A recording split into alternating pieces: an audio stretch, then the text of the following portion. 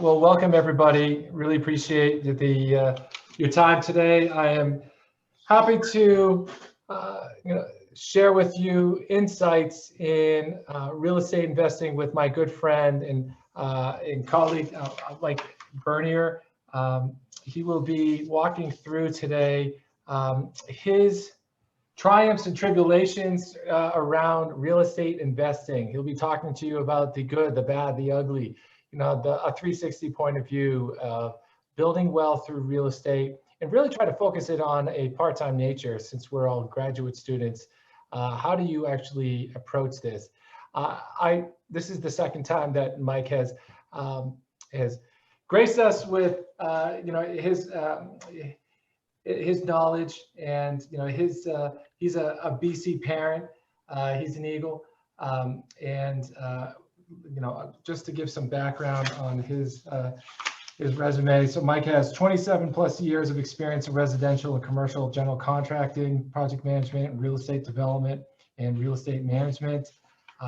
Mike owns and operates MKP Partners, which is a construction company that build and renovate in the residential sector in Boston Metro West. He previously worked in construction for a commercial developer managing up to 750 residential units, and residential management for 2 retail companies, including building up to 110 stores. He grew up in Maine, has a BA in sociology from Bates College, and has a unrestricted contractor's supervisor's license and home improvement contractor's license in the Commonwealth of Massachusetts, and has completed numerous real estate and licensor programs at Northeastern University and the MIT Center for Real Estate. Please welcome Mike Bernier. Before we jump right into it, I do want to point out just a little bit of who we are. So IntEnt is, for those who are new to our programming, is a graduate student organization focused on experiential learning and network building for those who are interested in exploring entrepreneurship and intrapreneurship. So really what we do is we provide skills and networking opportunities for graduate students to understand what's it like to be an entrepreneur, to take an idea and to apply it in the community to make good, to do good. So our mission is really to develop, train, support, and inspire that principled entrepreneurial spirit, really grounded within Jesuit principles, which are really to build good moral leaders that make positive change in society. And we do that through a suite of different programs, monthly workshops like what we have today, apprenticeships, so really applying the skills that you're learning in the real world with local startups. We have an incubator program which qualifies an idea that you have, so which is really important just to make sure that you're getting off and on the right foot. And then we have the accelerator program, which takes a qualified idea and helps you scale it so you're ready for investor funding and going full time with it. So with that in mind, I would like to pass this on to Mike Bernier, who can then walk us through his experience and triumphs in real estate. Take it away, Mike. Hey, thank you. Thank you very much. That's quite an introduction. It kind of makes me sound a little old, which I am. I'm getting there. Welcome, everybody. Happy to see the faces I can see here. I hope to get you a little bit of knowledge, and hopefully you'll all gain a little bit of interest in some of what I do. And I'm kind of glad Ed mentioned it sort of taking a part-time kind of an interest, because that's kind of what it is for me. That's how it started for me. Actually, it started for me as a full-time job, and it turned into my part-time on a more personal level. So we're hoping that we can describe a few simple strategies, and where we will focus. We can talk about some other things too, but I guess we'll focus initially on some small scale residential acquisition or multifamily acquisition types of projects. And hoping that, if as you gain interest, or, maybe you're already doing some of these things, you kind of take it on as an entrepreneur. But one thing and Ed mentioned this earlier, I think this is really important, the idea of using these sorts of assets to build your wealth. Who doesn't want to do that? And there's different ways to do it, and simple ways to do it. So I'm just going to move on to our sort of 4 simple strategies. I don't know if everybody's on the deck, but I'm looking at a list here where you can either flip an acquisition, you can buy it, hold it, you can sort of hybrid that. Everything's about hybrid these days. You can buy it, hold it, and then flip it. And there's also opportunities to, and this is probably what you hear a lot about, the development. Developers will buy something.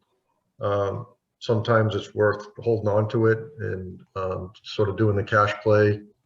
And sometimes it's just worth flipping it and somebody else will live there. So let's talk about the flip. Everybody knows this. Everybody's seen the TV shows, how glamorous it is on TV, and on TV, nobody ever loses money. There's never ever any risk, including the guys from Boston who are on TV doing this sort of stuff. Strategically, very, very simple. Everything starts with the buy. And if you make a mistake on a buy, you're always running uphill. So you want to buy it right, buy it competitively in all cases. That's sort of where you learn, that's your starting line. That's where you're going to learn what you can do, how you can position your asset going forward. And so talk about positioning, often, especially when you are looking at, the TV shows, they're always adding some value, and there's different ways to do that. We'll talk about, like, adding value could be a paint job, a new roof, a glamorous bedroom, or whatever. But there's also values that you can add that are just paperwork, like creating condominiums, or floor planning, and there's different ways that you can position whatever you might buy. It could be a piece of land. Doesn't really matter. There's always something to add. And then next, eventually you got to sell what you've added to, and you want to be able to know and understand what that future value is, and hopefully you can capitalize on that, and therefore make a profit. So the real message here is get the buy right. Know that what you're buying, you're comfortable with it, and you can, from here on, you can kind of work with it, and maybe you have multiple strategies at that point. But if you make a mistake on the buy, then that becomes more difficult, and it'll probably change your strategy. So one, and Ed mentioned this too. We way back when we talked about the good, the bad, the ugly. So I'll tell you a little bit about this. This is real life. I go and buy a house on Comm Ave in Newton. You guys, I'm sure, are hopefully somewhat familiar with Newton in the market. Maybe not all from here, but if you know Comm Ave in Newton, it's a good location. It's where the marathon runners run right by, and it's, there's a carriage lane there, and everything is, very bucolic. It's, I felt really, really comfortable buying this house just based on location. And that is another thing, what you hear about the first 3 rules in real estate, it is true.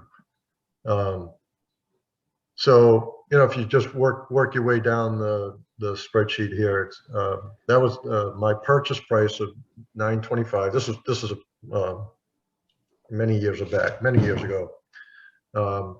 So we had planned on basically a gut renovation and an addition to this house. And the idea was that we would eventually sell 4,100 square feet. And we had a budget to do that of 489 grand. I had a couple of partners involved with me, and we thought we had it nailed. But then eventually what happens is you run into a couple of conditions, and then you start asking opinions. And we had, my two partners were very aggressive when it came to sort of going to the next level, adding value to things that are nice, but now we're going to make it really nice. And the problem is one of the problems was I didn't control that, that construction budget. But even with that exception, when you look at, let's say we didn't exceed it by that 116 grand, which is a good chunk of change, we still would have been pretty comfortable making some profit if that hadn't have happened, based on what the actual sale price was.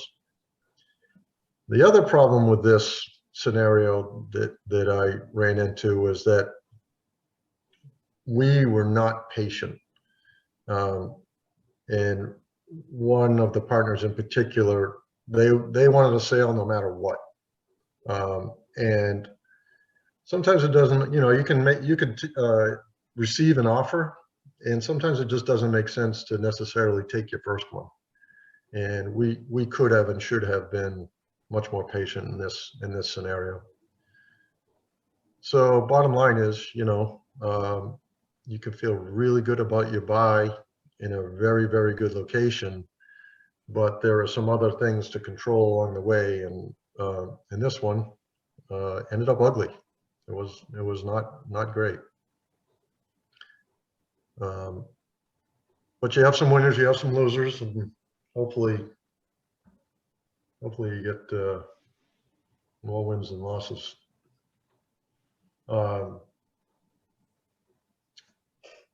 Here's a different strategy, a lot more conservative. In this case, there's really no sale at the end, if you will. So again, all starts with the buy. It's really important to buy these things, understand the market, and buy them at the right number. In this strategy, you're basically becoming a landlord. You're going to own it and you're going to manage it. And what does it mean to manage it? You're collecting the rent, you're paying the bills, you're managing your expenses, you're managing your risk along the way. And you're sort of playing the market a little bit, because you're hoping this thing gains in appreciation, and make sure that it's going in the same direction or a better direction than where the market is. And one way to do that is just by sort of measuring your cash flow. If you can manage your tenants, if you can raise rents, that's added value. If you can decrease expenses, that's added value. And eventually these things are reappraised based on your net income and cash value. So you got to be a manager. And again, going back to the first strategy, and you have to be even more patient. It's so important to know that, this is a longer term play. You're in this for probably a 7+ year program, plus or minus, depends on what other things happen. But usually that's a sort of a payback target, is, hopefully you're paying yourself back in less than 7 years on most of these types of acquisitions. So you got to manage it well, and you're in it. You'll be spending some time on it, or you're hiring somebody to spend some time on it. So it was good. Again, real life. This is when you're looking at an acquisition for a buy and a hold. This is kind of what you're hoping a seller would represent in terms of a P&L. And you'd want to replicate something like this. Not every building is the same, you know. So for example, you might have a building with individual heating systems. You might have a building with one heating system. And so, you know, the risk there is that if there's only one heating system, then the landlord obviously is paying for that fuel and that maintenance. So you know, just that's one of the things you'd be evaluating along the way. And just generally, if you're looking at the P&L, you know, the top of it is your revenue. You get to a gross profit, and then you're looking at your expenses on down the line. Again, not every building will have all of these. Some may have different ones like these, but these are the sorts of things to anticipate if you want to be a landlord. In my case, like I wouldn't really experience a management fee. I'm the manager, so like that one on most of the stuff that we have, that's not an expense that shows up. And I don't know if there's anything else remarkable there. I guess depreciation might be another one that's probably worth talking about. That's one that also shows up on your tax return. You can really take advantage of. That's a way of knocking down your tax liability and your income. We have a question, Mike? Fire away. Yeah, hey, Mike. Sorry, first of all, for being a couple minutes late here. And thank you for taking the time to do this. Sure. Do you have a target net income percent that you look at where it's like, it's not worth it if you end up generally, you know, under a certain percent? If you're considering a hold strategy, do you look to make like 20% minimum on net income, or? So good question. Not necessarily. My goal is more, again, if this is a longer term outlook, my goal would be the ROI, and I want to be paying myself back, you know, usually in 7 years or less. That's just a personal thing. That's kind of my threshold for go or don't go if I'm considering a buy.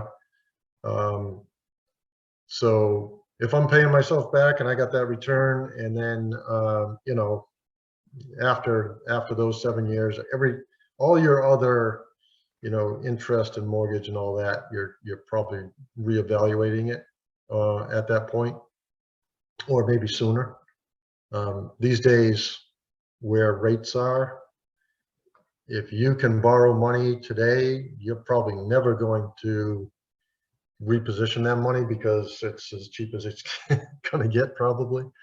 So that makes it a little easier to look at it. Yeah. So I'm not one that is necessarily doing this based on cash flow. So, you know, going back to the comment about wealth creation, you know, I want to make sure that my balance sheet looks good because I can leverage that, or I can leverage whatever I'm buying, and it looks good for the next one, you know. So I'm not necessarily worried about the cash flow. Again, this is a very part-time business for me, so I'm usually making my money hammering nails and renovating houses. Understood. When you say pay yourself back in 7 years, can you add a little context to that? Do you mean if you, whatever your upfront investment, if you invested 100 grand, you're looking to recoup that 100 grand within 7 years? Yeah, within 7, right. So on a commercial, typical banking practice, if there's all kinds of programs for a residential buy. If you're a first home buyer, you can usually get away with a 5% deposit. If it's, you know, down the road, if it's maybe your second buy, but primary residence, maybe there's a 10% deposit. So that's your equity in the game, right? If it's commercial, meaning more than 2 units, then they're probably going to be asking for 20% down. Sometimes even now it's more like 25% down. It's kind of interesting in that during the pandemic, banks don't want any more risk either. So they're asking for more, even though the money's cheap. So depending on your loan arrangement, your financing, your equity in the game is whatever your deposit is, plus whatever you're adding for value along the way. And yeah, pay yourself back. Got it. Yep. Thank you. Sure. Yep. So, and this kind of gets into, this is a good one too. This is the hybrid, right? So we bought something, we're managing it, things are going along kind of according to plan, but now we have an asset that we want to leverage again. And you know, again, we're sort of working with it, we're using it to develop and install another asset on a balance sheet.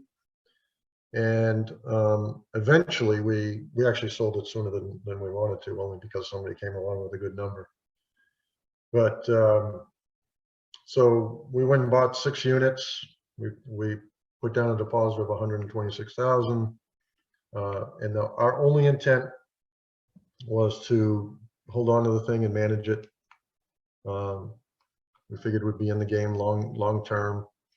In this case, this is a building that needed a lot of care, a lot of deferred maintenance, but mostly it just needed a decent tenancy, and somebody that paid attention to customer service and actually formalized leases and you know, just respond to people that are living there.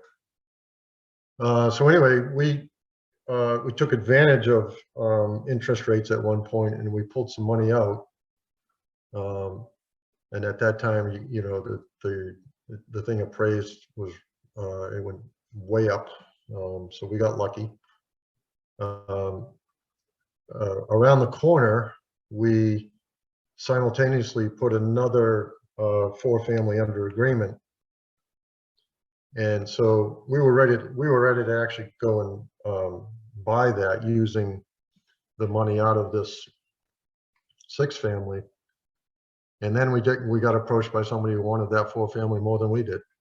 So without even closing on that deal, we basically just signed over our purchase and sale and made 50 grand just with a signature.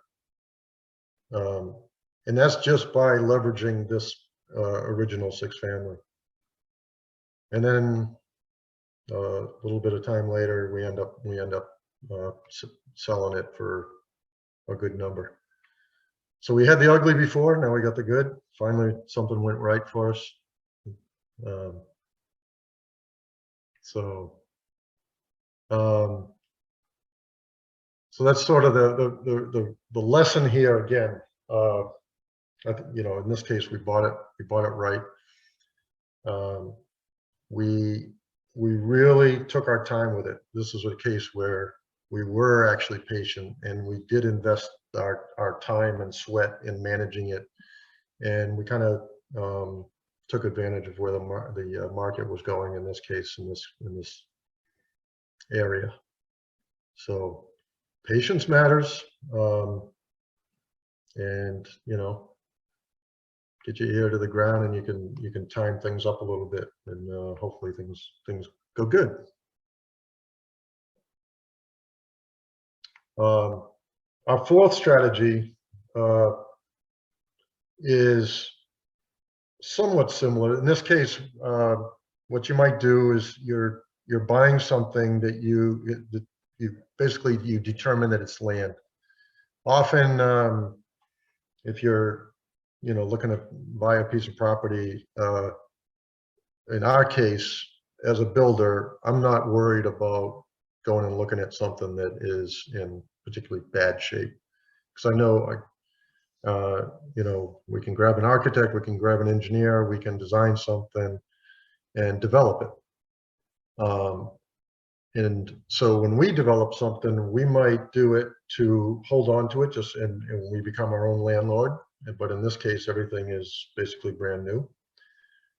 Or we could develop it and then go and flip it. And again, it depends on who you are and what your strategy is, and maybe what the timing of it is, to determine which one you would want to sort of whether or not you want to be managing something for a long time. And your bank would care also. I should say, you kind of have to go in, prepared with your financing, and describe your strategy to your banker. This is really important, that they kind of understand your vision, and in some cases they might help you shape your vision depending on what's available. So we have another example of doing this. I should mention too, all of this stuff, when you're doing this type of work, you're really depending on some key people to make everything happen. The brokers who may bring you the project, or the brokers who may ultimately sell the project. They're key players. Your legal team, key players. Again, they're going to be active both on the buy and the sale. Any partners that you might bring in, contractors, all those people that you want to partner with to make a vision come to reality. So here's a good example. We go and buy what legally was a 4-family, but it was being used as a rooming house. These are becoming less and less popular, but back in the day, you used to be able to just come in off the street and rent a room. A lot of cities and towns don't really allow for that in their zoning anymore.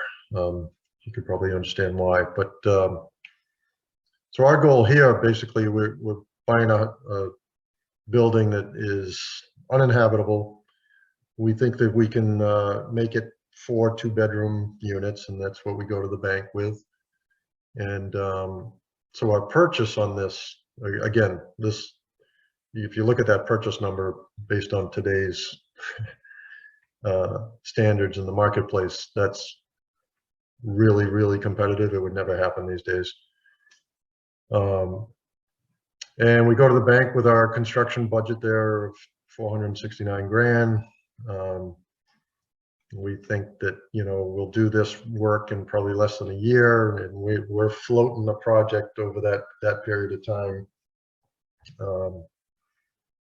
And in our case, we don't mind being the landlord, so we're going to hold on to this thing.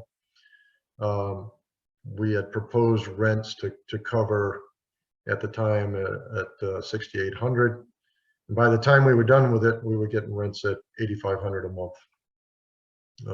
So again, it kind of got lucky that the market worked out for us. This has turned into a good long-term development buy and hold. Even today, it's a lot better than what's indicated there. I probably should have updated that. But here's a few things, just comments that I think would really set you up if you're just getting into this as a business, or you're curious about it. Partner with somebody who can kind of help you in one of these key functions in the process. Could be the banker, you know, a broker, your attorney, a builder, an architect, yeah, anybody that can kind of ease the process. And they've probably done these things before, and you can kind of leverage the experience. And like I said before, location, it is everything. It is cliche, it sounds cliche, but it is very true. Buy things in good locations. Another thing I'd say is, not to sound too cynical, but the project should be simple. Sometimes the people that you involve make it complicated, and to the extent you can, I would just suggest, you know, over communicate, keep it simple with people, and probably a lot more to be said on that. But and then the acquisition piece, it's so important to make sure you start off on the right foot with the buy. And then lastly, sometimes just saying no, it's a great answer. Just walk away when the timing is not right, or the risk is not, you know, not tolerable. So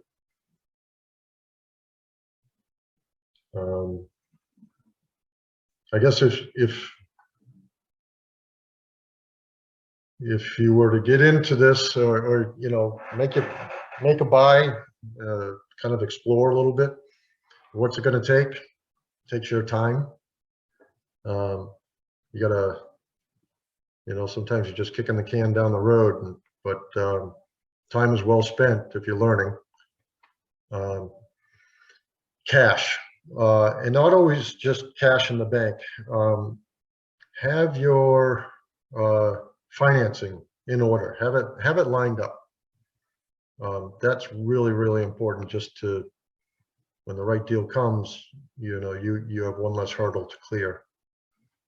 A relationship with a broker, and again, any of the professionals that are involved along the way.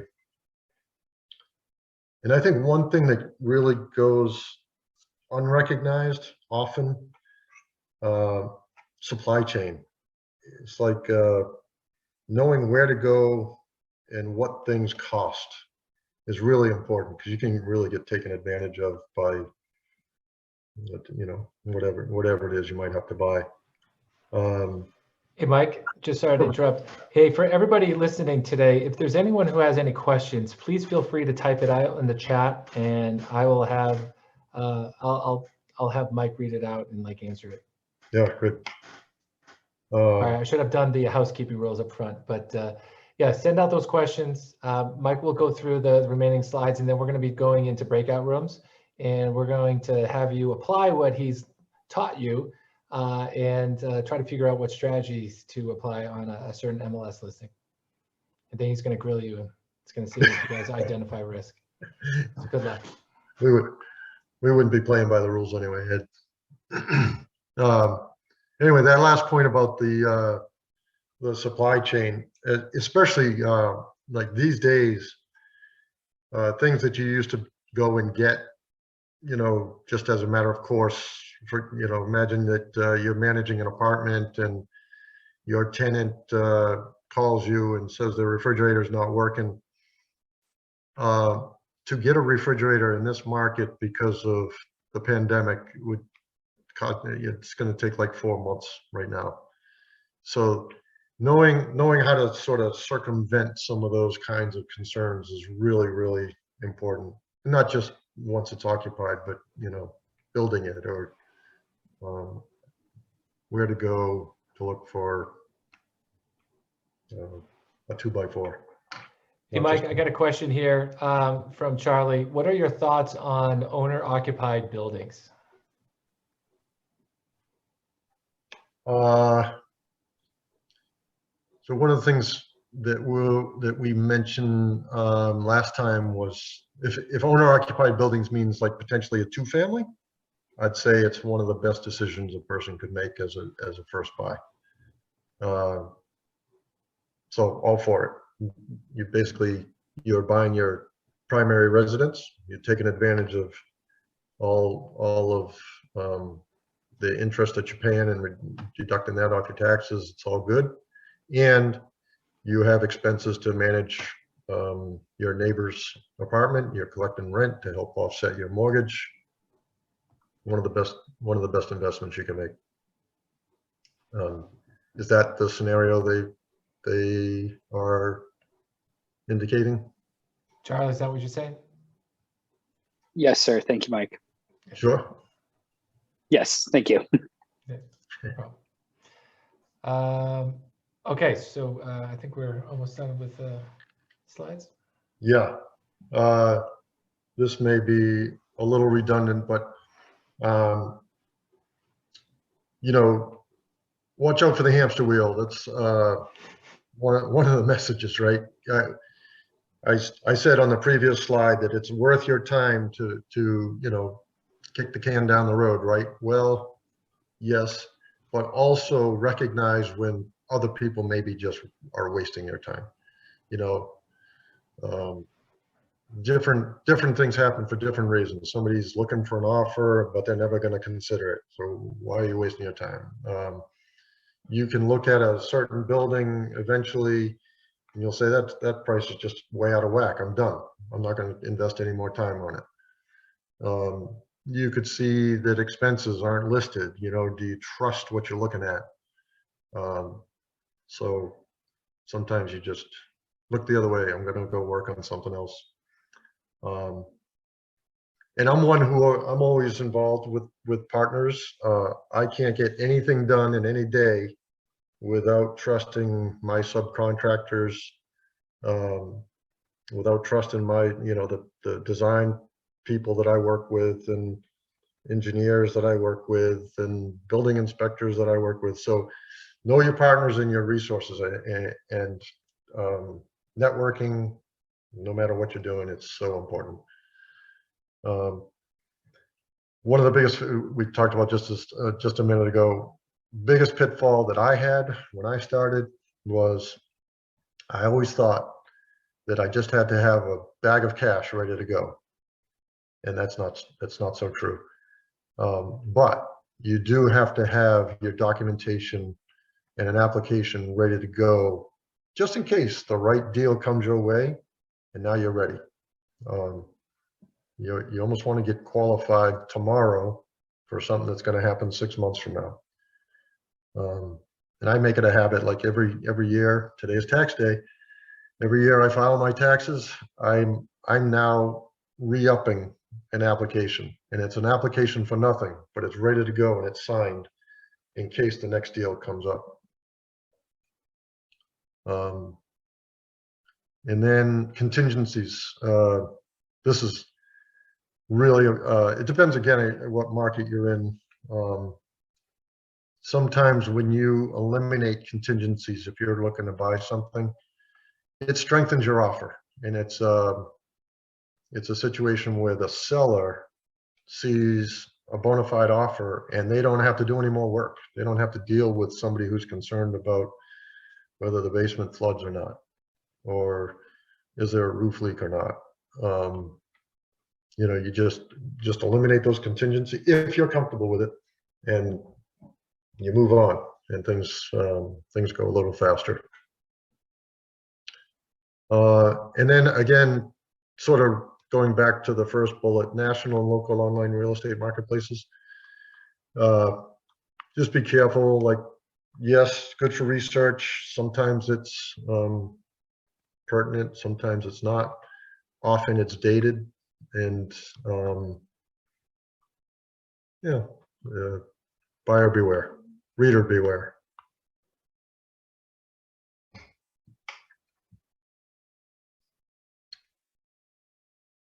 So we want to. All right, the fun part. Okay, so we're going to break everybody up into groups of 3 and 4. So right now we have a number of participants. So I think we'll have like maybe 3 groups, 4 groups, Mike. So I'm going to put people in different different groups. And I think what I'd like to do for purposes of today, so for everybody who can jot down, for group 1, I want you to look at the 40 grand address, okay? For group 2, I want you to do 41 Elliott. For group 3, I want you to do 80 Constituent. Yep. And for group 4, I want you to do 88 Spring. All right, so group 1 is 40 grand, group 2, 41 Elliott, group 3, 80 Constituent, and group 4 is 88 Spring. All right, I'm going to put everybody into groups now.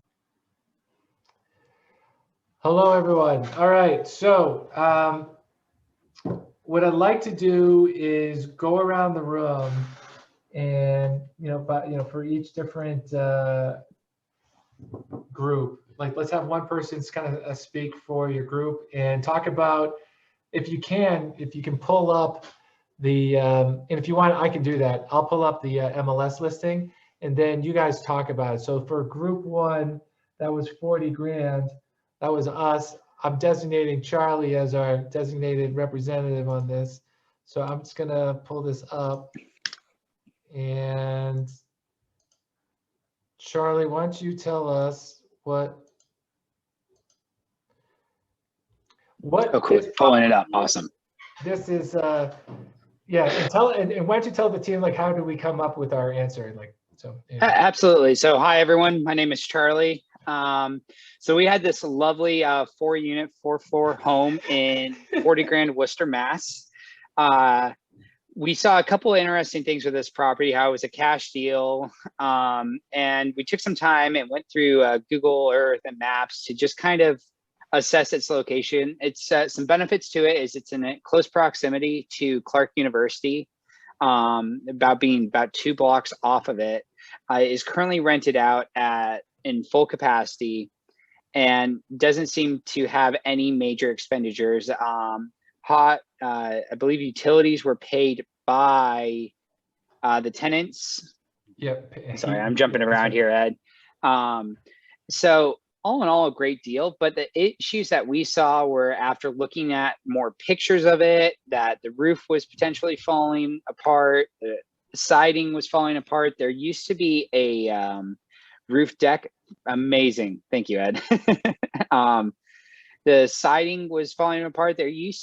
Underneath this, these 3 windows on the 3rd floor, there used to actually be a roof overhang that's been removed, and there's signs of water damage throughout the property. So our group's conclusion was to actually move forward with buying the property, but then flipping it. And because the biggest thing, I should have brought this up earlier, is it's not capable of passing FHA approval, which, Mike, I might be wrong in this, is needed to secure a loan for a property, correct?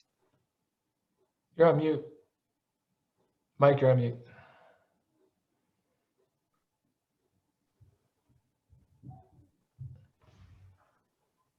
You there, Mike? Yes, sorry. Yes, Okay. you are correct, at least initially. So what our thought process would be to buy it, put money into it, get it to a position where it can then be approved for a loan, and then sell it and have it become someone else's opportunity.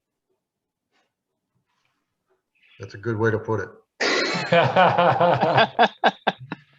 We were very close on the walking away, man. All right, that was good. All right, so our next. I think that's valid. Let me just throw 2 things at you. Oh yeah. From a price standpoint, it's a good price, right?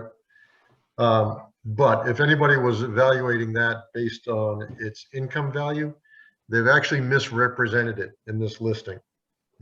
What they're saying is a net is actually a gross, and that can be really deceiving if you're not doing your homework.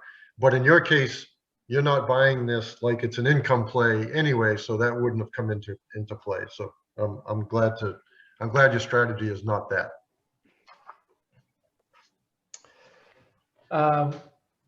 So next I'd like to do group 2. Raise of hands, who is group 2? All right, Chris. All right, good. So 41 Elliott. Let's pull that up now. Okay. All right, Chris, you want to talk through it? Yeah, sure. So the property itself had been on the market previously with that BOM code at the very top of your screen or next to the MLS number. It's also been on the market on this second go around here for about 196 days on market. And it's currently listed at just under $550,000. And it is appraised or tax assessed at $104,000 roughly in value. So, you know what? That doesn't look good as far as it being listed previously. They probably knocked the price down a little bit and relisted it, and it hasn't sold again. And the listing has gone stale since it's kind of past that 90 to 120 day mark. And so, even though it may look nice on the outside in the picture, and it has several amenities, and it looks like the location is pretty good, there's gonna be some issues underlying the property, especially since it's quite old. It was built in 1897, so I'm sure there's plenty of issues as far as wiring and plumbing that aren't up to code that you're going to have to put money into. And it also is completely vacant, so there are absolutely no renters for you to sort of take custody of, so that you can immediately have cash flow on the property. So you would have to go out, find somebody to manage it, and obviously fill the vacancies. So as far as the strategy, given there's many other things we could talk about, but generally given all that, and the fact that Framingham has a pretty low average rent, I think that originally I thought it was a buy and hold, but I think it's just going to be a buy and flip. But again, they're not negotiating on price in terms of whether they would include any kinds of repairs into the price of the home, or whether they would cover those. And so that also is a bit discouraging. I think it's overvalued. I think that the market has demonstrated that alone, even for a flip. So you may not even acquire this property altogether. And so yeah, that's pretty much it, kind of the strategy. I wouldn't go forward with it. But let's say you did flip it, financing would be about $110,000 down for 20%. And so you would need to at least be profiting more than that, in addition to all the other renovation expenses that are more than likely to happen there. So I don't have an exact ROI number, just because it seemed to be a very discouraging listing. But it would probably be very, very slim at best for it to be profitable, whether you flip it or if you buy and hold it. So Chris, are you looking to buy, hold, and then flip it, or are you doing like some sort of like improvements on it to flip? No, it would just be a buy and flip. I originally thought that a buy and hold would be tenable, but after thinking about it some more and doing some research on the actual rental comps in the area, there really just isn't enough of a margin there for you to budget for potential repairs, financing, taxes, especially the high asking price of the home. It just didn't seem to make sense. So flipping it could be possible, but that would really depend on the financing terms and what kind of a deal you get on the closing price of the home. So, Mike, any questions? If I was evaluating, you're right on, Chris, and we talked about this. I was in Chris's group, Okay. Chris's solo group. So, somebody thinks that this house is really special, and that somebody would either be the broker or the seller, based on their price, and it's not worth it. So one solution is run as fast as you can away. The other is, Chris, you could also, you just give them an offer, and the offer doesn't have to be their price. What's it worth to you? And then they take it or leave it. If they leave it, then you're running away. You're on to the next one. Charlie, you had a question? Yeah, just a quick question for Mike. Mike, would this be a type of property that you would look at being in construction and having the experience compared to, excuse me for saying this, I don't think any of us are in general contracting at the moment, where you could do it for this guy, you have a company, you have a team and all that, where you would be less afraid to be involved with this type of project compared to 40 grand, or I don't know what our next upcoming property would be. Yeah, like the physical condition of it wouldn't necessarily bother me because I know, they should be able to correct it. But it all depends on where I start with the price. And it's not going to be anywhere near their 549.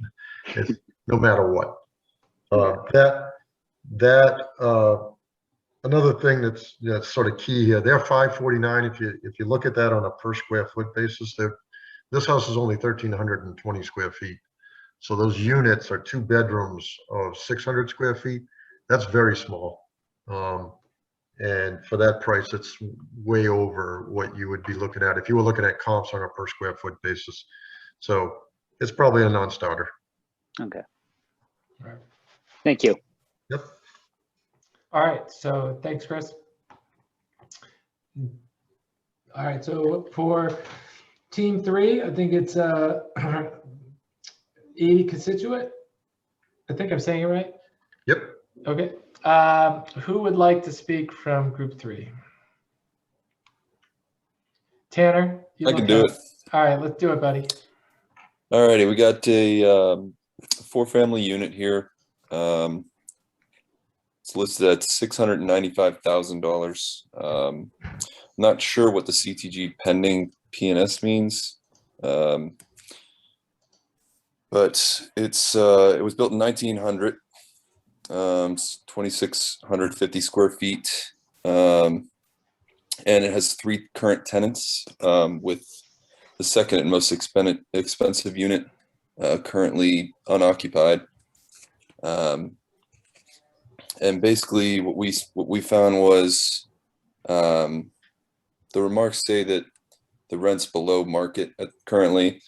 2 of the tenants don't have leases, so raising rent could be an option as well.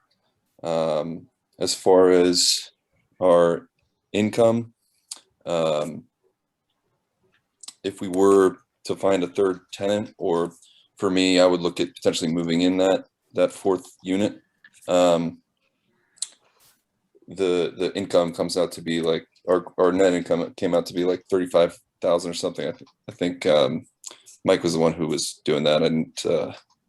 I wasn't following how he came up with that, but it was a significant return, and I think we had some concerns about the area. I mean, it's tough to tell. Framingham, I don't know much about Framingham, but it seemed like it was on a main road and had access to a bunch of different amenities. So the location seemed all right. So for me, it would be. It also mentioned that it was well maintained, and for me, it would be a go for it. I'd probably move into the 4th unit and just hold on to it, and then sell it on later on when I'm good and ready to move on. Tanner, I can comment on the income side if you'd like. Sure. It said on here, like the net, if you scroll down to the 2nd page, it gives you like a gross income.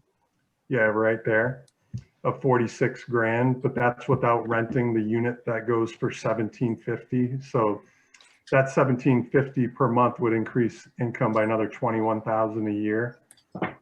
So we looked at it as if, this property would pull down 67 grand, and then the line below gives gross expenses. So we bumped that up another 25% to say 12 grand a year. So 67 minus 12 was 55. And then we figured that, with a mortgage note, the interest expense might be around 2 grand a month or so. So another 20 grand in mortgage interest. So that gets you to about 35 grand a year in Oh, I'm sorry.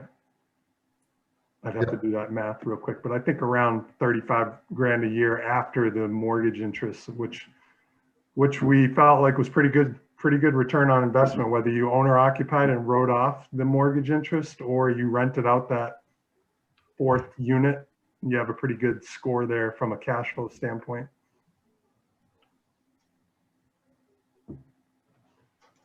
Mike? So just a caution, I'm right in line with you in terms of where you would be. I did the sort of same calculation, and I just sort of put a check mark to it, meaning that what they're representing seems to work, and from an acquisition standpoint, it would seem to work. And Tierney, you're right on, like probably a good long-term buy and hold, right? Yeah. In your evaluation, when you come up with an NOI, or for the purposes of acquisition, what I would usually do is take your mortgage and interest, because you know what that's just math. You know what that's going to be, and it's not going to fluctuate. Whereas the other expenses do fluctuate, and you could. One thing that's important to notice on this one is that I don't think the utilities were separated. So the landlord's paying for all that. Mm-hmm. So I would have assumed that these are probably a little bit understated in terms of expense. But I think your math works, and the only caution I would say is just drop your mortgage and interest below the line. When you're calculating your other expenses, and only for the purposes of acquisition. Gotcha. Very good. That was good. So I think that kind of finished it up. I know we're a bit over, but I wanted to thank Mike for teaching us a bit of some handy dandy strategies that we could kind of utilize on our own time. And I wanted to thank all of you for sticking around. So this is great. I really appreciate it. This is actually one of the few workshops that I look forward to at the end of the year. So Mike, thanks so much. This is great. Not to say the other workshops weren't bad, but I really like the real estate one. This is really good. I do want to point out, Mike is definitely open for follow-up questions. So I put Mike on the email just before the workshop started. So you can see it's like mike@mkppartners.com, if I'm correct, Mike? Yep, mkppartnersllc.com. Yep. Okay. And so if you have any questions, feel free to reach out to him directly, and he'd be more than happy to help. Thank you again. And this is recorded, and I'm going to be posting this up on our YouTube channel, so you guys can follow up and review it again if you need to. But thank you all. Have a pleasant night, and we'll see you at our next event. Thank you. Thanks, Mike. Best of luck. Thank you. Thank you, Mike. Take care now.